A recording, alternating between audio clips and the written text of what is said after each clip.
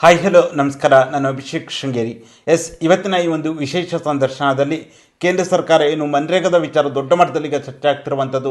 ಮನ್ರೇಗಾದ ವಿಚಾರ ಆಗಿರ್ಬೋದು, ಇತ್ತೀಚೆಗೆ ಕೊಪ್ಪದ ಸಬ್ ರಿಜಿಸ್ಟ್ರಾರ್ ಕಚೇರಿಯಲ್ಲಿ ಉಂಟಾಗಿದ್ದಂಥ ಏನು ಅಲ್ಲಿ ವಯಸ್ಸಾದವರಿಗೆ ಹೋಗೋಕ್ಕೆ ಆಗದೆ ಬೇರೆ ಬೇರೆ ರೀತಿಯಲ್ಲಿ ಗೊಂದಲಗಳು ಉಂಟಾಗಿದ್ದ ವಿಚಾರ ಆಗಿರ್ಬೋದು, ಜೊತೆಯಲ್ಲಿಯೇ ಏನು ಇತ್ತೀಚಿನ ಕೆಲವೊಂದು ಬೆಳವಣಿಗೆಗಳು, ಜಂಟಿ ಸರ್ವೆ, ಎಲ್ಲ ವಿಚಾರಗಳ ಕುರಿತಾಗಿ ನಮ್ಮ ಜೊತೆ ಚರ್ಚೆ ಮಾಡಲು ಆ ಕೊಪ್ಪ ಬ್ಲಾಕ್ ಕಾಂಗ್ರೆಸ್ಸಿನ ವಕ್ತಾರರು, ಜೊತೆಗೆ ಶೃಂಗೇರಿ ಕ್ಷೇತ್ರ ರೈತ ಸಂಘದ ಕಾರ್ಯಾಧ್ಯಕ್ಷರು, ಹಾಗೆ ಮಲೆನಾಡು ಜನಪರ ಒಕ್ಕೂಟದ ರಾಜ್ಯ ಸಂಚಾಲಕರು ಹಾಗೂ ಶಾನ್ವಳ್ಳಿ ಗ್ರಾಮ ಪಂಚಾಯಿತಿಯ ಮಾಜಿ ಗ್ರಾಮ ಪಂಚಾಯಿತಿ ಸದಸ್ಯರಾಗಿರುವಂಥ ಶ್ರೀಯುತ ನವೀನ್ ಕರವನೆ ಅವರಿದ್ದಾರೆ. ನವೀನ್ ಅವರ ಕಾರ್ಯಕ್ರಮಕ್ಕೆ ಅತ್ಯಂತ ಆತ್ಮೀಯ ಸ್ವಾಗತ. Thank you sir. ನವೀನ್ ಅವರೇ, ಮೊದಲನೇದಾಗಿ ಇತ್ತೀಚೆಗೆ ಏನು ಕೊಪ್ಪದ ತಾಲೂಕು ಕಚೇರಿಯ ಸಬ್ ರಿಜಿಸ್ಟ್ರಾರ್ ಇದರಲ್ಲಿ ಉಂಟಾದಂಥ ಒಂದು ಗೊಂದಲ, ವಯಸ್ಸಾದವ್ರನ್ನ ಚೇರ್ನಲ್ಲಿ ಕೂತ್ಕೊಂಡು ಎತ್ಕೊಂಡು ಹೋಗ್ತಿರುವಂಥ ಒಂದು ಘಟನೆ ಈಗ ಬಹಳ ದೊಡ್ಡ ಮಟ್ಟದಲ್ಲಿ ಚರ್ಚೆ ಆಗ್ತಿರುವಂಥದ್ದು. ಯಾಕೆ ಈ ರೀತಿಯಾದ ಒಂದು ಪರಿಸ್ಥಿತಿಗೆ ತಲುಪಿದೆ ತಾಲೂಕು ಕಚೇರಿ? ಇದು ತಾಲೂಕು ಕಚೇರಿ ಏನಾಗಿದೆ, ಹಿಂದೆ ಕಟ್ಟುವಾಗಲೇ ಅದು ಹುಟ್ಟುವಾಗಲೇ ಮಗು ದಾರಿ ತಪ್ಪಿ ಹುಟ್ಟಿತ್ತು ಅಂತ ಒಂದು ಸುದ್ದಿ ಇದೆ. ಆಗ ಈ ಕಟ್ಟುವಾಗಲೇ ಅದನ್ನು ವ್ಯವಸ್ಥಿತ ರೀತಿಯಲ್ಲಿ ಕಟ್ಟಲಿಲ್ಲ. ಅದರ ಪರಿಣಾಮವಾಗಿ ಈ ಹಿಂಸೆಗಳು ಅನುಭವಿಸ್ತಾ ಸ್ಥಿತಿ ಆಗಿದೆ. ಏನಾಗಿದೆ, ಸಾಮಾನ್ಯವಾಗಿ ಸಬ್ ರಿಜಿಸ್ಟ್ರ್ ಕಚೇರಿ ಬರ್ತಕ್ಕಂಥವ್ರು, ಹಕ್ಕು ಖುಲಾಸೆ ಮಾಡ್ತಕ್ಕಂಥವ್ರು, ವಿಲ್ ಮಾಡಿಸ್ಕೊಡ್ತಕ್ಕಂಥವ್ರು, ವಯಸ್ಸಾದವರು, ಬಡವರು, ಅಂಗವಿಕಲರು ಎಲ್ಲ ಬರ್ತಾ ಇದ್ದಾರೆ. ಅವರು ನಾನು ನನ್ನ ಕಣ್ಣಿಗೆ ಬಿದ್ದಿರುವಂಥ ವಿಚಾರಗಳನ್ನು ನಾನು ಕೇಳಿದಾಗ, ನಾನು ಅಲ್ಲಿ ಮೇಲೆ ಹೋಗಲಿಕ್ಕೆ ನೋಡ್ತಾ ಕೂತ್ಕೊಂಡಿದ್ದಾರೆ. ಏನಪ್ಪ ಅಂತ ಕೇಳುವಾಗ, ನಾನು ಮೇಲೆ ಹೋಗಬೇಕಾಗಿತ್ತು, ನನ್ನ ಅಪ್ಪನ ಕರ್ಕೊಂಡು ಹೋಗಬೇಕಾಗಿತ್ತು, ಆದರೆ ಎತ್ಕೊಂಡು ಕುರ್ಚಿ ಇಲ್ಲ, ಹೋಗ್ಲಿಕ್ಕೆ ದಾರಿ ಇಲ್ಲ, ಏನು ಮಾಡೋದು ಅಂತ. ಆಗ ನಾನೇ ಅವ್ರನ್ನ ಹಿಡ್ತಾಡ ಮೇಲೆ ಬಿಟ್ಟಿರುವಂಥದ್ದು ಘಟನೆ. ನೀವು ಮತ್ತು ನಿಮ್ಮ ಸ್ನೇಹಿತರು ಬರ್ಕತ್ ಇಬ್ರು ಕೂಡ ನೀವು ಸೇರಿ ಅವ್ರನ್ನ ಮೇಲೆ ಕರ್ಕೊಂಡು ಹೋಗಿ ಬಿಡ್ತೀವಿ. ಅಂದ್ರೆ ಒಂದು ಮೇಲೆ ಹೋಗಕ್ಕೆ ಕರೆಕ್ಟ್ ಆದ ಒಂದು ವ್ಯವಸ್ಥೆಗಳು ಇಲ್ಲ. ಯಾಕೆ ಈ ರೀತಿಯಾದ ವ್ಯವಸ್ಥೆ ತಲುಪಿದೆ? ಹೌದು, ಯಾಕಂದರೆ ನಾನೇನು ಕೇಳಿದೆ ಅಂತಂದರೆ, ನಾನು ಮೊದಲಿಂದಲೂ ಹೇಳ್ತಾ ಇದ್ದೆ, ಜನರಿಗೆ ಅನುಕೂಲ ಆಗುವಂಥ ವ್ಯವಸ್ಥೆಯನ್ನು ನಾವು ಮತ್ತು ಅಧಿಕಾರಶಾಹಿಗಳು ನಿರ್ಮಾಣ ಮಾಡಿಕೊಡ್ಬೇಕು. ನಾವು ಅದಕ್ಕೆ ವ್ಯವಸ್ಥೆ ತಕ್ಕಂತೆ ಹೊಂದ್ಕೊಳ್ಳುವಂಥದ್ದಲ್ಲ. ಇಲ್ಲೇನಾಗಿದೆ, ವ್ಯವಸ್ಥೆಗೆ ತಕ್ಕಂತೆ ಜನ ಹೊಂದ್ಕೋಬೇಕಾದ ಸ್ಥಿತಿ ನಿರ್ಮಾಣ ಆಗಿದೆ. ನಾನು ಜಿಲ್ಲಾಧಿಕಾರಿಗಳು ಭಾಳ ಸಾರಿ ಬಂದಾಗ ನಾನು ಹಿಂದಿನೂ ಹೇಳಿದ್ದೆ, ಹಿಂದೆ ಇಲ್ಲಿ ಕೆಳಗಡೆ ಒಂದು ಪ್ರೈವೇಟ್ ಬಿಲ್ಡಿಂಗಲ್ಲಿ ಇತ್ತು. ನಾನು ಅದನ್ನು ಕುತ್ಕೊಂಡು ಮಾತಾಡುವಾಗ, ನಾನು ರಾಘವೇಂದ್ರ ಕಾಮತ್ರು, ಚಿಂತನ್ ಅವರು, ಕುಪ್ಪಳಿ ಸುಧಾಕರ್ ಅವರೆಲ್ಲ ಕುತ್ಕೊಂಡು ಮಾತಾಡುವಾಗ ನಾನು ಫೋನ್ ಮಾಡಿಬಿಟ್ಟು, ಅವ್ರು ಗಣೇಶ್ ಶೆಟ್ಟಿ ಕೂಡ ಜೊತೆ ಇದ್ದರು, ಶ್ರೀಕಂಠಯ್ಯ DC ಆಗಿದ್ದಾಗ, ಸರ್ಕಾರಿ ಕಚೇರಿಗಳೆಲ್ಲವೂ ಕೂಡ ಒಂದೇ ಕಚೇರಿಯಲ್ಲಿ ಇರಬೇಕನ್ನುವ ಆಶಯಗಳು ಮತ್ತು ಕಾನೂನಿದೆ. ಅದರಂತೆ ನೀವು ಅದನ್ನು ಬದಲಾವಣೆ ಮಾಡಿಕೊಡ್ಬೇಕು ಸರ್, ಅದರ ಬಾಡಿಗೆಯ ಹೆಸರಿನಲ್ಲಿ ಬೇರೆಯವರು ತಿಂತಾ ಇದ್ದಾರೆ, ಅದು ದುರುಪಯೋಗ ಆಗುತ್ತೆ ಅಂತ ಹೇಳಿದ್ರಿಂದ ಅಲ್ಲಿಗೆ ಅದನ್ನು ಟ್ರಾನ್ಸ್ಫರ್ ಮಾಡಿಕೊಟ್ರು. ಈಗ ಮೇಲೆ ಹೋಗ್ಲಿಕ್ಕೆ ನಾವು ಕೆಲವೇ ಅಂತಸ್ತಲ್ಲಿ ಕೊಡಿ, ಬರೋರಿಗೆ ಅನುಕೂಲ ಆಗ್ತದೆ ಅಂತ ಹೇಳಿದ್ರೆ ಅವರು ಮೀನಮೇಷವನ್ನು ಎಣಿಸ್ತಾ ಇದ್ದಾರೆ. ಇದೊಂದು ಹೋರಾಟದ ಭಾಗವಾಗಿ ನಾವು ತೆಗೆದುಕೊಂಡಿದ್ದೀವಿ.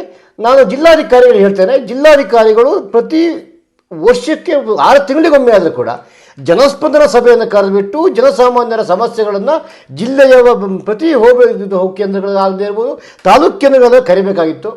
ಜನ ಸೇರಿಸಲಿಕ್ಕೆ ಕಷ್ಟ ಆಗ್ಬೋದು. ಕೆಲವು ಸಂಘಟನೆಗಳ ಮುಖಂಡರನ್ನ ಕರೆದುಬಿಟ್ಟು ಈ ಸಮಸ್ಯೆಗಳನ್ನು ಕೇಳಬಹುದಿತ್ತು. ಅಂಥ ವ್ಯವಸ್ಥೆಗಳನ್ನು ಯಾವ ಕೂಡ ಜಿಲ್ಲಾಧಿಕಾರ ಮಾಡ್ತಾ ಇಲ್ಲ. ಯಾಕಿಂತ ಬೇಜವಾಬ್ದಾರಿ ಇದೆಯೋ ಗೊತ್ತಿಲ್ಲ.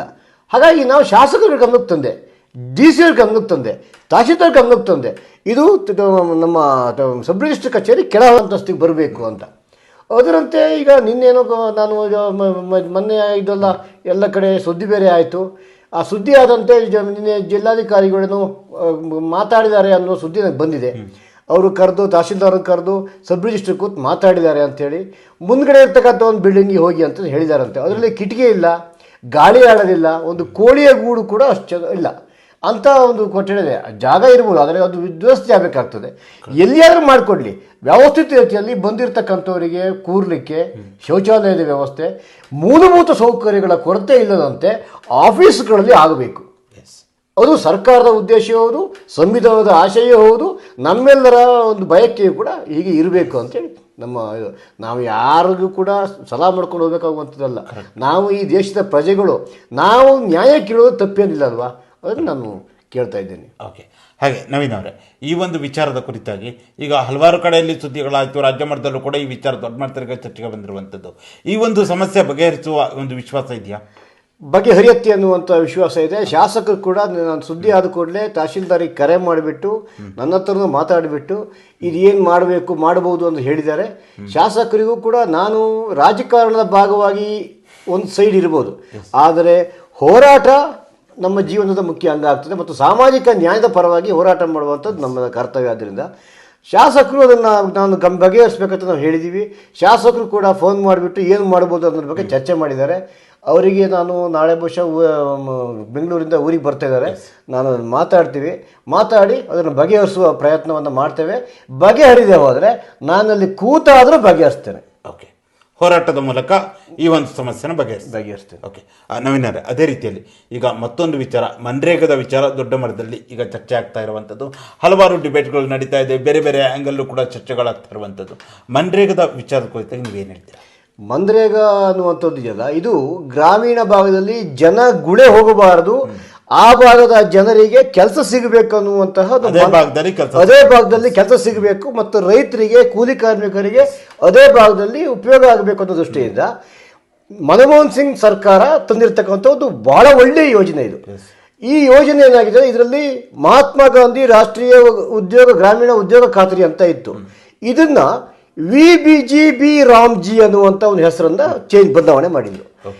ಅದನ್ನ ಓದಿದಾಗ, ಅದರ ಅಬ್ರಿವೇಶನ್ಗಳನ್ನ ತೆಗೆದುಬಿಟ್ಟು ಓದಿದಾಗ ಗ್ರಾಮ್ಜಿ, VBG ಗ್ರಾಮ್ಜಿ ಅಂತ ಆಗ್ತದೆ. ಅದನ್ನ ಜಿಯನ್ನ ಸೈಲೆಂಟ್ ಮಾಡಿಬಿಟ್ರು, ರಾಮ್ಜಿ ಅಂತ ಮಾಡಿದ್ರು. ನಂಗೆ ಅದ್ರ ಬಗ್ಗೆ ಚರ್ಚೆ ಇಲ್ಲ. ರಾಮನೋ ಗಾಂಧಿನೋ ಎಲ್ಲ ನಾವೆಲ್ಲರೂ ಕೂಡ ಒಂದೇ ರೀತಿಯಲ್ಲಿ ಕಾಣುವಂಥವ್ರು. ಅದನ್ನು ಚರ್ಚೆ ಮಾಡಕ್ಕೆ ನಾನು ಹೋಗೋದಿಲ್ಲ. ಅದು ಹೆಸರು ಬದಲಾವಣೆ ಮಾಡುವಂಥದ್ದು ಅವರೆಲ್ಲರೂ, ಅದು RSSನ ಪಿತೂರಿ. ಅದ್ರ ಬಗ್ಗೆ ನಾನು ಚರ್ಚೆ ಮಾಡೋಕ್ಕೆ ಹೋಗೋದಿಲ್ಲ, ಅದು ಈ ಒಂದು ಸೈಡ್ ಇರಲಿ ಬಿಡಿ. ಆದರೆ ಈ ಕೆಲಸದ ಸ್ವರೂಪವನ್ನೇ ಬದಲಾವಣೆ ಮಾಡಿ ಜನ ಹಣ ಸಿಗಬಾರ್ದು ಅನ್ನೋ ರೀತಿಯಲ್ಲಿ ಮಾಡಿದ್ದಾರೆ. ಯಾಕಂದ್ರೆ ಸರ್ಕಾರದ ಬೊಕ್ಕಸ ಖಾಲಿಯಾಗಿದೆಯೋ ಅಥವಾ ಬೊಕ್ಕಸಕ್ಕೆ ಸಿಗಬಾರ್ದು ಅಂತೇಳಿ ಹೇಳಿಬಿಟ್ಟು 60% ಕೇಂದ್ರ ಸರ್ಕಾರ ಕೊಡ್ತೇವೆ, 40% ರಾಜ್ಯ ಸರ್ಕಾರ ಬರೆಸಬೇಕು ಅಂತ ಕೇಳಿದ್ದಾರೆ. ಒಂದು ಇನ್ನೊಂದರಲ್ಲಿ ಇರ್ತಕ್ಕಂಥ ಸಮಸ್ಯೆ ಅಂದರೆ 40% ಕೊಡೋ ಜೊತೆಗೆ ಕೊಡ್ತಕ್ಕಂಥ ಆಕ್ಷನ್ ಪ್ಲಾನಲ್ಲಿ 40% ಕಟ್ ಮಾಡಿಯೇ ಕೊಡಿ ಅಂತೇಳಿ ಒಂದು ಆದೇಶವನ್ನು ಮಾಡಿದ್ದಾರೆ ಇಲ್ಲಿ ಪ್ರತಿ ಗ್ರಾಮ ಪಂಚಾಯತಿಗೆ. ಇದು ಜನರಿಗೆ ನಾನೊಂದು ಕಾಮಗಾರಿ ಆಗಬೇಕಾಗಿತ್ತು, ನನ್ನೂರಲ್ಲಿ ಕೆರೆ ರಿಪೇರಿ ಆಗಬೇಕು, ನನ್ನೂರಿನ ರಸ್ತೆ ರಿಪೇರಿ ಆಗಬೇಕು, ನನ್ನೂರಿನ ಜನ ತೋಟದ ಕಪ್ಪು ಕಡಿಬೇಕು, ಅಡಿಕೆ ಗಿಡ ನೆಡಬೇಕು, ಬಾಳೆ ನೆಡಬೇಕು, ನನ್ನ ಮನೆಯಲ್ಲಿ ಕಕ್ಕಸಗುಂಡಿ ಮಾಡಬೇಕು, ನನ್ನ ಜಮೀನನ್ನು ಸಮತಟ್ಟು ಮಾಡಬೇಕು. ಇವೆಲ್ಲವೂ ಕೂಡ ನಾನು ತೀರ್ಮಾನ ಮಾಡ್ತಿದ್ದೆ. ನನ್ನೂರಿನ ಗ್ರಾಮ ಸಭೆ ತೀರ್ಮಾನ ಮಾಡ್ತಿತ್ತು. ಆ ಗ್ರಾಮ ಸಭೆಯಲ್ಲಿ ನಾನು ಕೆಲಸ ಮಾಡ್ತೇನೆ, ನೀವೆಲ್ಲ ಒಪ್ಪಿಗೆ ಕೊಡಿ ಅಂತ ಜನ ಕೇಳ್ತಿದ್ರು. ಆ ಸಭೆ ಇವನಿಗೆ ಒಪ್ಪಿಗೆ ಕೊಡಿ, ಕೆಲಸ ಮಾಡಲಿ ಅಂತ ಹೇಳ್ತಿತ್ತು. ಇದು ಪ್ರಜಾಪ್ರಭುತ್ವದ ಆಶಯ, ಪ್ರಜಾಪ್ರಭುತ್ವ ಇತ್ತು ಇಲ್ಲಿ. ಇವ್ರು ಏನು ಮಾಡಿದ್ದಾರೆ ಅಂತಂದರೆ, ಕೊಟ್ಟಿರ್ತಕ್ಕಂಥ ಆಕ್ಷನ್ ಪ್ಲಾನಲ್ಲೇ 40% ಕಟ್ ಮಾಡಿ ಕೊಡಿ ಅಂತ ಕೇಳಿದ್ದಾರೆ. ಅದರಲ್ಲಿ ಸ್ವರೂಪದೇ ಬದಲಾವಣೆ ಮಾಡಿದ್ದಾರೆ. ಎಲ್ಲಿ ಏನು ಫೇಸ್ ರೆಕಗ್ನೇಷನ್ ಯಾರು ಕೆಲಸ ಮಾಡ್ತಾರೋ ಅದರ ಫೇಸ್ ಮುಖ ಪರಿಚಯ ಹಿಡಿಯುವಂಥ ಫೇಸ್ ರೆಕಗ್ನೇಷನ್ ಮಾಡಬೇಕು, ಬಿಲ್ ಆಗಬೇಕು ಅಂತ. ಏನು ಕಾರ್ಡ್ ಹೊಂದಿರತಕ್ಕಂಥ ಫಲಾನುಭವಿಗಳಿಗೆ, ಕೆಲಸ ಮಾಡೋರಿಗೆ ಪ್ರತಿದಿನ ಅವರ ಮುಖವನ್ನು ಪರಿಚಯ ಹಿಡ್ಕೊಂಡೇ ಬಿಲ್ ಮಾಡಬೇಕು, ಅವರಿಗೆ ಸಂಬಳ ಮಾಡಬೇಕು ಅನ್ನುವಂಥದ್ದಿದೆ. ಇದು ಏನಾಗಿದೆ ಅಂದರೆ, ಮಲೆನಾಡಿನ ವ್ಯವಸ್ಥೆಗಳು ಬೇರೆ, ಬಯಲುಸೀಮೆ ವ್ಯವಸ್ಥೆಗಳು ಬೇರೆ. ಬಯಲುಸೀಮೆಯ ಕೆರೆಗಳನ್ನು ಬೇಸಿಗೆಯಲ್ಲಿ ಒಣಗೋಗಿರುತ್ತೆ, ಅದನ್ನು ಹೂಳೆತ್ಬೋದು. ಆದರೆ ಮಲೆನಾಡಿನ ಕೆರೆ ಹೂಳೆತ್ತಲಿಕ್ಕೆ ಸಾಧ್ಯ ಆಗೋದಿಲ್ಲ. ಮಲೆನಾಡಿನ ಕೆರೆ ಹೂಳೆತ್ತಬೇಕಾದ್ರೆ ಯಾವುದೋ ಮಿಷಿನ್ಗಳನ್ನು ಉಪಯೋಗಿಸಬೇಕಾಗ್ತದೆ, ಅನಿವಾರ್ಯ. ಈ ಒಂದು ಪ್ರದೇಶಕ್ಕೆ ಮಿಷನ್ಗಳನ್ನ ಯೂಸ್ ಮಾಡುವಂತ ಅನಿವಾರ್ಯ. ಅದರ ಸಮತಟ್ಟು ಮಾಡುವಾಗ ಮತ್ತೆ ಏನು ಫೈನಲ್ ಟಚ್ ಆ ಕೆರೆಗೆ ಜನರಿಂದ ಕೊಟ್ಬಿಟ್ಟು ಕಾಂಟ್ರಾಕ್ಟ್ರು ಯಾರೋ ಮಾಡ್ತಿದ್ದ, ಅವನಿಗೆ ಜನರಿಂದ ಹಣವನ್ನು ಹಾಕಿಬಿಟ್ಟು ನಾವು ಕೊಡುವಂಥದ್ದು ನಿರ್ಮಾಣ ಆಗಿತ್ತು. ಜನ ಕೃಷಿ ಬಾವಿಯನ್ನು ಮಾಡಿಕೊಡ್ತಾ ಇದ್ರು. ಬಹುಶಃ NREGಯ ಮನಮೋಹನ್ ಸಿಂಗ್ ಕೊಟ್ಟಿರ್ತಕ್ಕಂಥ ಕೃಷಿ ಬಾವಿಗಳಿದಾವಲ್ಲ ಈ ಯೋಜನೆಯಿಂದ, ಆ ಕೃಷಿ ಬಾವಿಗಳಿಂದ ಬಹಳಷ್ಟು ಜನ ಬದುಕನ್ನು ಕಟ್ಕೊಂಡಿದ್ದಾರೆ. ಇವತ್ತು ಆ ಕೃಷಿ ಬಾವಿ ಮಾಡಲಿಕ್ಕೆ ಸಾಧ್ಯ ಆಗೋದಿಲ್ಲ. ಕೃಷಿ ಬಾವಿನ ಆ ಮನೆಯ ಅಥವಾ ಆ ಊರಿನ ಜನ ಮಾಡೋಕ್ಕಾಗೋದಿಲ್ಲ. ಬಾವಿ ಮಾಡ್ತಕ್ಕಂಥವರೇ ಬೇರೆ. ನಮ್ಮ ಕರ್ನಾಟಕದಲ್ಲಿ ಒಂದೊಂದು ಕೆಲಸವನ್ನು ಆಯಾ ಅನುಭವ ಇದ್ದವರೇ ಮಾಡಬೇಕು ವಿನ ಎಲ್ಲರೂ ಆ ಕೆಲಸವನ್ನು ಮಾಡಲಿಕ್ಕೆ ಆಗೋದಿಲ್ಲ. ಈಗ ಮನೆ ಕಟ್ಟೋರು ಮನೆ ಕಟ್ಟಬೇಕು, ಆಚಾರ್ಯ ಕೆಲಸ ಮಾಡೋದು ಆಚಾರ್ಯ ಕೆಲಸ ಮಾಡಬೇಕು, ಕಲ್ ಕೆಲಸ ಮಾಡೋದು ಕಲ್ ಕೆಲಸ ಮಾಡ್ತಾನೆ. ಆದರೆ ನಾನು ಕಲ್ ಕೆಲಸ ಮಾಡಲಿಕ್ಕೆ ಅದು ವಿಗ್ರಹ ಆಗೋದಿಲ್ಲ, ಅದೊಂದು ಕಲ್ಲಿನ ಮೂರ್ತಿ ಆಗೋದಿಲ್ಲ. ಈ ಸ್ಥಿತಿ ಇದೆ.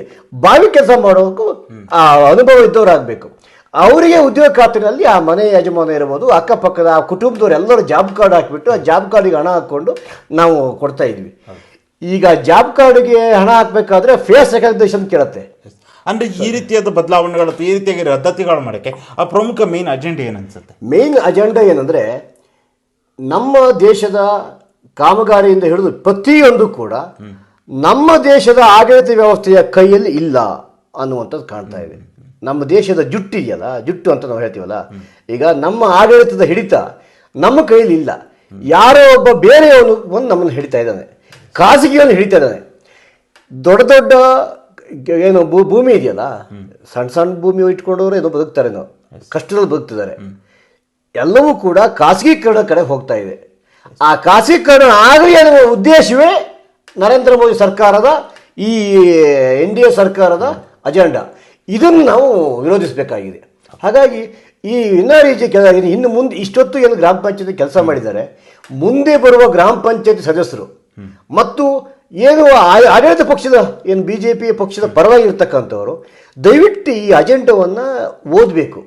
ಏನು ಹೆಸರು ಬದಲಾವಣೆ ಮಾತ್ರ ಅಲ್ಲ, ಹೆಸರು ಬದಲಾವಣೆ ದೊಡ್ಡ ವಿಚಾರವೇ ಅಲ್ಲ. ಅದು ಈಗ ಮನ್ರೇಗಾಕ್ಕೋ ಹಾಗೆ ಈಗೇನು ಹೊಸದಾಗಿ ಜಾರಿಗೆ ತರಕ್ಕೆ ಹೋಗಿರುವಂಥ VG ರಾಮ್ಜಿ ಏನು ಇದು ಮಾಡ್ತಾ ಇದ್ದಾರೆ, ಅದಕ್ಕೂ ಏನು ಡಿಫ್ರೆನ್ಸ್ ಏನು ಕಂಡು ಬರುತ್ತೆ? ಡಿಫ್ರೆನ್ಸ್ ಏನಂದರೆ, ಇಲ್ಲಿ ನೇರವಾಗಿ ಯಾರು ಫಲಾನುಭವಿ ಇದ್ನೋ ಅವನಿಗೆ ಸೌಲಭ್ಯಗಳು ನೇರವಾಗಿ ಅವನ ಕುಟುಂಬಕ್ಕೆ ವರ್ಗಾವಣೆ ಆಗ್ತಿತ್ತು. ಇದರಲ್ಲಿ ಆ ಕುಟುಂಬ ಆ ಸೌಲಭ್ಯ ಪಡೆಯಲು ವಿಫಲವಾಗ್ತದೆ. ಒಂದು. ಇನ್ನೊಂದು, ಯಾವುದೇ ಕಾಮಗಾರಿಗಳು ನೇರವಾಗಿ ರೈತರಿಗೆ ತಲುಪಕ್ಕಾಗೋದಿಲ್ಲ. ನಾವು ಆಕ್ಷನ್ ಪ್ಲಾನ್ ಮಾಡಿ ಏನೋ ಒಂದು ಬಾಟ್ಲಿ ನೀರಿದ್ರೆ ಆ ಬಾಟ್ಲಿಯ ನೀರು ಖಾಲಿ ಆಗುವವರೆಗೆ ಕುಡಿಬೇಕು. ಖಾಲಿ ಆದ್ಮೇಲೆ ಆಗೋದಿಲ್ಲ. ನಾನು ಯೋಚನೆ ಮಾಡ್ತಿದ್ದೆ, ಇಷ್ಟು ಒಂದು ಗ್ರಾಮ ಪಂಚಾಯತಿ ಯೋಚನೆ ಮಾಡುತ್ತೆ, ಒಂದು ಬಾಟ್ಲಿ ನೀರಿದೆ, ಆ ನೀರು ಖಾಲಿ ಆಗೋವರೆಗೆ ಕೊಡ್ತೇವೆ ಅಂತ. ಇಷ್ಟು ಹಣ ಇದೆ, ನಾನು ಆಕ್ಷನ್ ಪ್ಲಾನ್ ಮಾಡಿ ಕಳಿಸ್ತೀನಿ, ಆ ಹಣದ ನಮ್ಮ ಬರುತ್ತೆ ಅನ್ನೋ ಭರವಸೆ ಇತ್ತು. ಆದರೆ 60% ಖಾಲಿ ಆದಮೇಲೆ, ಏನು ಗೌರ್ಮೆಂಟ್ 60% ಕೊಡ್ತೀವಿ ಅಂತ ಹೇಳಿದಾರಲ್ಲ, ಅಷ್ಟು ಖಾಲಿ ಆದಮೇಲೆ ಉಳಿದಿರ್ತಕ್ಕಂಥ ಕಾಮಗಾರನ ಯಾವ ಆಧಾರದ ಮೇಲೆ ತಗೊಳ್ಳೋದು? ಯಾವ ಗ್ರಾಮ ಪಂಚಾಯತಿ ಆ 60% ತಗೊಳತ್ತೆ ಗೊತ್ತಿಲ್ಲದ? ಉಳಿದಿರ್ತಕ್ಕಂಥ ಗ್ರಾಮ ಪಂಚಾಯತಿ ಕೆಲಸ ಮಾಡಿಸಿ ಹಣ ಬರದೆ ಹೋದರೆ ಪಂಚಾಯತಿಗೆ ಹಣ ಇಲ್ಲದ ಯಾರು ಕೊಡೋಕ್ಕೆ ಸಾಧ್ಯ ಆಗ್ತದೆ? ಕರೆಕ್ಟ್. ಅದು ಭಾಳ ದೊಡ್ಡ ಸಮಸ್ಯೆ ಇದೆ. ಓಕೆ. ಹಾಗೆ ನವೀನ್ ಅವರೇ, ಇನ್ನೊಂದು ಪ್ರಮುಖವಾಗಿ ಈಗ ಚರ್ಚೆಯಲ್ಲಿರುವಂಥದ್ದು ಜಂಟಿ ಸರ್ವೆ ಒಂದು ವಿಚಾರ. ಕೆಲವೊಂದು ಭಾಗಗಳಲ್ಲಿ ಜಂಟಿ ಸರ್ವೆ ಆಗ್ತಾ ಇದೆ. ನೀವು ಕೂಡ ಜಂಟಿ ಸರ್ವೆ ಆಗಬೇಕಂತ ಹೋರಾಟಗಳನ್ನ ಮಾಡಿದ್ರಿ, ಬೇಡಿಕೆಗಳನ್ನ ಕೂಡ ಇಟ್ಟಿದ್ರಿ. ಜಂಟಿ ಸರ್ವೆ ಯಾವ ರೀತಿಯಾಗಿ ಈಗ ಕಾರ್ಯವ್ಯಕ್ತಿ ಆಗ್ತಾ ಇದೆ? ನಾವು ಇದೊಂದು ನಮ್ಮ ಮಹತ್ವಾಕಾಂಕ್ಷಿಯಾದ ಯೋಜನೆ, ನಮ್ಮದು ಹೋರಾಟದ ಯಶಸ್ಸು. ನಾವು ರೈತ ಹೋರಾಟವನ್ನು ಪ್ರಾರಂಭ ಮಾಡಿದ್ರಲ್ಲಿ ನಾವು ಬ್ರಿಟಿಷ್ ಸರ್ವೆ ವ್ಯವಸ್ಥೆ ಒಳಗಡೆ ನಾವೆಲ್ಲ ಬದುಕ್ತಾ ಇದ್ವಿ. ಈಗ ಕಂದಾಯ ಇಲಾಖೆ ಮತ್ತು ರೆವಿನ್ಯೂ ಇಲಾಖೆ ಒಟ್ಟಾಗಿ ಸರ್ವೆ ಮಾಡಬೇಕು ಅಂತೇಳಿ ನಾವು ಬಹಳ ನಮ್ಮ KT ಗಂಗಾಧರ್ ನಮಗೆ ಮಾಹಿತಿ ಕೊಟ್ಟಿದ್ದು, ಈ ಥರ ಆಗಬೇಕು ಅಂತೇಳಿ. ನಾವು ಸುಧೀರ್ ಕುಮಾರ್ ಮುರಳಿ ಅವರು ನಮ್ಮೆಲ್ಲ ಬಂಧುಗಳೆಲ್ಲ ಸೇರಿಸ್ಕೊಂಡ್ಬಿಟ್ಟು ಈ ಥರ ಆಗಬೇಕು. ನಿಮ್ಮ ಮಲೆನಾಡು ಜನಪರ ಒಕ್ಕೂಟದಲ್ಲಿ ಈ ವಿಚಾರ ಬಹಳ ದೊಡ್ಡ ಮಟ್ಟದಲ್ಲಿ ಚರ್ಚೆ ಕೂಡ. ನಮ್ಮ ಅನಿಲ್ ಹೊಸಕಪ್ಪ ಅಂತೂ ಬೆಂಗಳೂರಿನ ಒಂದು ಸಭೆ ಮಾಡಿದ್ರು ಆಗಬೇಕು ಅಂತೇಳಿ. ನಾವೆಲ್ಲ ಸೇರಿಬಿಟ್ಟು ಒಂದು ತೀರ್ಮಾನ ತೆಗೆದುಕೊಂಡು ಸರ್ಕಾರಕ್ಕೆ ಒತ್ತಡ ಕೊಡ್ತಾ ಬಂದ್ವಿ. ಅದರಂತೆ ಈ ಹೋರಾಟಗಳ ಮುಂದುವರೆದ ಭಾಗಂತೆ ರಾಜೇಗೌಡರ ಹತ್ರ ಗಮನಕ್ಕೆ ತಂದಾಗ, ರಾಜೇಗೌಡರು ಈ ಏನು ಒಂದಿನ ಚಿಕ್ಕಮಗಳೂರಿಗೆ ಹೋದಾಗ 17 ಆಗೋದು ಬಾಕಿ ಇತ್ತು. ಮಲೆನಾಡಿನ ಎಲ್ಲ ಪ್ರದೇಶಗಳು 17 ಆಗೋದು ಬಾಕಿ ಇತ್ತು. ಆನಂತರ ಒಂದು ಹೋರಾಟವನ್ನು, ದೊಡ್ಡ ಮಟ್ಟದ ಹೋರಾಟವೇ ನಡೀತು ನಮ್ಮದು. ಆ ಹೋರಾಟ ನಡೆದ ನಂತರ 17 ಆಗುವ ಹಂತಕ್ಕೆ ಹೋದಾಗ ಹಿಂದಿನ ಜಿಲ್ಲಾಧಿಕಾರಿಗಳು ಏನು ಮಾಡಿದ್ರು ಅಂತಂದರೆ, ನಾನು ಏನು ಮಾಡ್ಬೋದು ಅನ್ನೋದ್ರ ಬಗ್ಗೆ ಚರ್ಚೆ ಮಾಡಿದ್ವಿ. ನಾವೆಲ್ಲ ಕುರಿತು ಚರ್ಚೆ ಮಾಡಿದಾಗ ನಾನು ಹೇಳಿದ್ದು, ಶಾಸಕರೇ ಪುನರ್ ಪರಿಶೀಲನೆ ಹಾಕಿಬಿಡಿ, ಎಲ್ಲ ಏನು 17 ಆಗುವ ಸರ್ವ ನಂಬರ್ಗಳು ಏನಿದ್ದಾವೆ ಮಲೆನಾಡು ಭಾಗದ್ದು, ಇಡೀ ಚಿಕ್ಕಮಗಳೂರು ಜಿಲ್ಲೆಯ ಎಲ್ಲ ನಂಬರ್ಗಳು ಪುನರ್ ಪರಿಶೀಲನೆ ಆಗಲಿ ಅಂತೇಳಿ ಪುನರ್ ಪರಿಶೀಲನೆಗೆ ಅವತ್ತೇ ಜಿಲ್ಲಾಧಿಕಾರಿಗಳು ಬರೆದರು. ಶಾಸಕರು ಇದಕ್ಕೆ ಬಹಳ ಪ್ರಯತ್ನವನ್ನು ಮಾಡಿದ್ದಾರೆ. ಅದರ ರಾಜೇಗೌಡರಿಗೆ ಹಿಡಿದಿರ್ತಕ್ಕಂಥ ಅದು ಗರಿ ಅಂತ ನಾವು ಹೇಳ್ಬೋದು. ಈ ಸಮಸ್ಯೆ ಬಂದಾಗ ಜಂಟಿ ಸರ್ವೆ ಮಾಡಿಸಿರುವಂಥದ್ದು. ಅದರಲ್ಲಿ ಟಾಸ್ಕ್ ಫೋರ್ಸ್ ರಚನೆ ಆಗಬೇಕು ಅಂತೇಳಿ ರಾಜೇಗೌಡರು ಬೆಂಗಳೂರಿಗೆ ಅವತ್ತು ಹೊರಟರು. ಬೆಂಗಳೂರಿಗೆ ಹೋಗಿಬಿಟ್ಟು ಟಾಸ್ಕ್ ಫೋರ್ಸ್ ರಚನೆ ಆಗಬೇಕು ಅಂತ ಹಠ ಹೇಳೋದು. ಟಾಸ್ಕ್ ಫೋರ್ಸ್ ರಚನೆ ಆಗಿ ಈ ಟಾಸ್ಕ್ ಫೋರ್ಸ್ನಲ್ಲಿ ರೆವಿನ್ಯೂ ಇಲಾಖೆಯವರು, ಸರ್ವೆ ಇಲಾಖೆಯವರು, ಉಸ್ತುವಾರಿ ಮಂತ್ರಿಗಳು, ಆ ಕ್ಷೇತ್ರದ ಶಾಸಕರುಗಳು ಮತ್ತು ಕಂದಾಯ ಇಲಾಖೆಯ ಎಲ್ಲ ಅಧಿಕಾರಿಗಳು ಇರ್ತಾರೆ. ಗ್ರಾಮ ಮಟ್ಟದಲ್ಲಿ PDO, ರೆವಿನ್ಯೂ ವಿಲೇಜ್ ಅಕೌಂಟೆಂಟ್, ಸರ್ವೆಯವರು, ಅರಣ್ಯ ಇಲಾಖೆಯ ಅಧಿಕಾರಿಗಳು, ಇಷ್ಟು ಜನರ ಸಮ್ಮುಖದಲ್ಲಿ ಸರ್ವೆ ಆಗ್ತದೆ. ಸರ್ವೆ ಆಗ್ತದೆ. ಆ ಸರ್ವೆಗಾಗಿ ಹೊಸ ಆ್ಯಪನ್ನು ತಯಾರು ಮಾಡಿ ಕೊಟ್ಟಿದ್ದಾರೆ. ಆ ಆ್ಯಪಲ್ಲಿ ನಾನು ಮೊನ್ನೆ ನನ್ನ ಊರಿನಲ್ಲಿ ಮೊದಲ ಬಾರಿ ನಾನು ಪ್ರಾರಂಭ ಮಾಡಿದ್ದು. ನಮ್ಮ ತಹಶೀಲ್ದಾರ್, ಯಾವ ಆ್ಯಪ್ ಅದು ಅದನ್ನು ಹಣಕಟ್ಟು ತೆಗೆದುಕೊಂಡು ಅರಣ್ಯ ಇಲಾಖೆಯವರು ಅದು ಜಂಟಿ ಸರ್ವೆ ಹೊಸ ಆ್ಯಪ್ ಅದು, ಹೊಸ ಆ್ಯಪ್ ಇದು. ಅದು ನಮ್ಗೆ ಹೊಸದಾಗಿ ಡೆವಲಪ್ ಆಗಿರೋ ಆ್ಯಪ್ ಅದು. ಅದು ಇನ್ನು ಪಬ್ಲಿಕ್ಗೆ ಕೊಡಲಿಲ್ಲ, ಅದು ಅವರಿಗಾಗಿಯೇ ಮೀಸಲಾಗಿಟ್ಟಿರ್ತಕ್ಕಂಥ ಆ್ಯಪ್ ಅದು. ಅವ್ರು ಬಹಳ ಶ್ರಮಪಟ್ಟು ಮಾಡಿದ್ದಾರೆ. ಆ ಆ್ಯಪ್ ನೋಡಿದಾಗ ಯಾವ ಮನೆಗಳು, ಯಾವ ಜಮೀನುಗಳು ಒತ್ತುವರಿಯಾಗಿದೆ ಮತ್ತು ಸ್ವಾಧೀನದಲ್ಲಿ ಕೃಷಿ ಬೆಳೆಯನ್ನು ಮಾಡಿದ್ದಾರೆ, ಬಹುತೇಕವಾಗಿ ಅದನ್ನು ಬಿಟ್ಟು ಅದನ್ನು ಮಾಡಿದ್ದಾರೆ. ಅಂತ ಕೆಲವೊಂದು ಮನೆಗಳು ಏನಿದಾವೆ ಅದನ್ನು ಸೆಟಲ್ಮೆಂಟ್ ಆಫೀಸರ್ ಮುಖಾಂತರ ಬಗೆಹರಿಸಿಕೊಡುವ ಪ್ರೊಸೆಸ್ ಇದೆ, ಬೆಳವಣಿಗೆ ಇದೆ.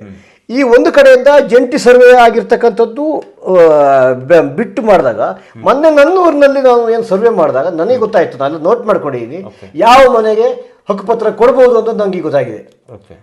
ಅಷ್ಟು ಜಂಟಿ ಸರ್ವೆಯಿಂದಾಗಿ ಜನರಿಗೆ ಬಹಳ ದೊಡ್ಡ ಮಟ್ಟದಲ್ಲಿ ಅನುಕೂಲ ಆಗುತ್ತೆ ಅಂತ ಅನ್ಸುತ್ತೆ ನಿಮಗೆ? 80% ಜನರಿಗೆ 90% ಹಕ್ಕುಪತ್ರ ಸಿಗತ್ತೆ. 53 ಏನು ಕೊಟ್ಟಿದ್ದಾರೆ, 57 ಇನ್ನೂ ಮುಂದುವರಿಲಿಲ್ಲ. ಆ 53 ಕೊಟ್ಟಿರ್ತಕ್ಕಂಥವ್ರಿಗೆ ಹಕ್ಕುಪತ್ರ ಕೊಡಲಿಕ್ಕೆ ಬಹಳ ಅನುಕೂಲ ಆಗ್ತದೆ ಅನ್ನುವಂಥದ್ದು ಇದರಲ್ಲಿ ನಮ್ಗೆ ಭರವಸೆ ಇದೆ. ಇದಕ್ಕೆ 100ಕ್ಕೆ 100 ಬಹಳಷ್ಟು ಕುಟುಂಬಗಳು ಹಕ್ಕನ್ನು ಪಡಿತವೆ. ಓಕೆ, ನವೀನ್ ಅವರು ಇದುವರೆಗೆ ಈ ಒಂದು ಸಂದರ್ಶನದಲ್ಲಿ ಭಾಗವಹಿಸಿ ಪ್ರಮುಖವಾಗಿ ತಾಲೂಕು ಕಚೇರಿಯಲ್ಲಿ ಆದಂಥ ಏನು ಸಬ್ ರಿಜಿಸ್ಟರ್ ಕಚೇರಿಗೆ ಹೋಗಲಾಗ್ತಿರುವಂಥ ತೊಂದರೆ ವಿಚಾರ ಆಗಿರ್ಬೋದು, ಜಂಟಿ ಸರ್ವೆಯಿಂದ ಯಾವ ರೀತಿಯಾಗಿ ಅನುಕೂಲಕರವಾಗ್ತಾ ಇದೆ, ಹಾಗೆ ಶೃಂಗೇರಿ ಕ್ಷೇತ್ರದಲ್ಲಿ ಆನೆಗಳನ್ನು ನಿರಂತರವಾಗಿ ಇರ್ತಿದ್ದಂಥ ಆನೆಗಳನ್ನ ಹಿಡಿಸಿದ ವಿಚಾರ ಆಗಿರ್ಬೋದು, ಹೀಗೆ ಹಲವಾರು ವಿಚಾರಗಳ ಕುರಿತಾಗಿ, ಹಾಗೆ ಮನ್ರೇಗದ ವಿಚಾರ, ಹಲವಾರು ವಿಚಾರಗಳ ಕುರಿತಾಗಿ ಸುದೀರ್ಘವಾದ ಚರ್ಚೆಯಲ್ಲಿ ಭಾಗವಹಿಸಿದ್ದಕ್ಕಾಗಿ ನಮ್ಮ ಸೇರಿ ಸಮಾಚಾರ ತಂಡದ ವತಿಯಿಂದ ನಿಮಗೆ ಹೃತ್ಪೂರ್ವಕ ಧನ್ಯವಾದಗಳು. ನೋಡಿದ್ರಲ್ಲ ವೀಕ್ಷಕರೇ, ಇದು ಶೃಂಗೇರಿ ಕ್ಷೇತ್ರ ರೈತ ಸಂಘದ ಕಾರ್ಯಾಧ್ಯಕ್ಷರು, ಮಲೆನಾಡು ಜನಪರ ಒಕ್ಕೂಟದ ರಾಜ್ಯ ಸಂಚಾಲಕರು, ಶಾನ್ವಳ್ಳಿ ಗ್ರಾಮ ಪಂಚಾಯಿತಿಯ ಮಾಜಿ ಸದಸ್ಯರು, ಹಾಗೆ ಕೊಪ್ಪ ಬ್ಲಾಕ್ ಕಾಂಗ್ರೆಸ್ನ ವಕ್ತಾರರಾಗಿರುವಂಥ ಶ್ರೀಯುತ ನವೀನ್ ಕರ್ವಾನೆ ಅವರ ಜೊತೆಗಿನ ವಿಶೇಷ ಸಂದರ್ಶನ. ಮುಂದಿನ ವಾರ ಇನ್ನೊಬ್ಬ ವಿಶೇಷ ಅತಿಥಿಯ ಜೊತೆ ನಿಮ್ಮ ಮುಂದೆ ಬರುತ್ತೇನೆ. ನಮಸ್ಕಾರ.